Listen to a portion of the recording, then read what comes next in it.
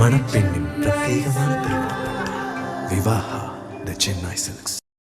சென்னை எழும்பூர் ரயில் நிலையத்தில் நடந்து வரும் மறுசீரமைப்பு பணியின் காரணமாக கடற்கரை செங்கல்பட்டு வழித்தடத்தில் மின்சார ரயில் சேவை குறைக்கப்பட்டுள்ளதால் தாம்பரம் ரயில் நிலையத்தில் பயணிகள் கூட்டம் அலைமோதுகிறது.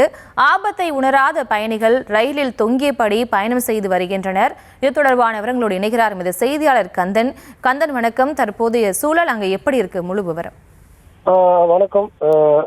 அதாவது 20ஆம் தேதி முதல் ஏப்ரல் 5ஆம் தேதி வரை இந்த ரயில்களின் பயணம் நேரத்தை ரயில்வே நிறுவனம் குறைக்கப்பட்டுள்ளது. குறிப்பாக 164 ரயில் சேவைகள் தொடங்கப்பட்ட நிலையில் தற்போது 115 ரயில் தான் பயணம் தொடங்கப்பட்டுள்ளது. குறிப்பாக சொல்ல வேண்டும் என்றால் அந்த பீக் ஹவர்ஸ் சொல்லப்படும் அந்த நேரங்களில் 15 நிமிடத்திற்கு ஒரு முறை தான் அந்த ரயில்கள் இயக்கப்படுகிறது.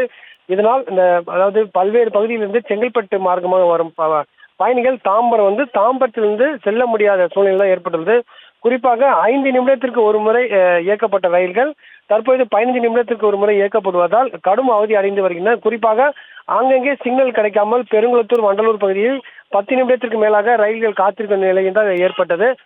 அது மட்டும் இல்லாமல் அந்த தண்டவாளத்தில், அதாவது அந்த பிளாட்ஃபார்ம் நிற்கும் நபர்கள் எந்த பகுதியில் அந்த தண்டவாளத்தில் ரயில் நிற்பது தெரியாமல் ஓடி சென்று ரயிலில் பயணம் செல்லும் நிலை ஏற்பட்டது. அது மட்டும் இல்லாமல் பெண்களும் ஆண்களும் தொங்கியபடியே அதிக அளவில் பயணம் மேற்கொண்டு வருகின்றனர்.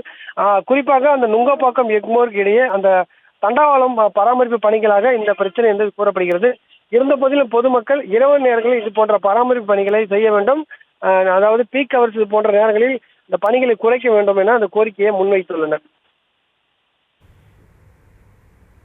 விவரங்களுக்கு நன்றி கந்தன். மணப்பெண்ணின் பிரத்யேகமான திருமணம் விவாஹா தி சென்னை சில்க்ஸ்.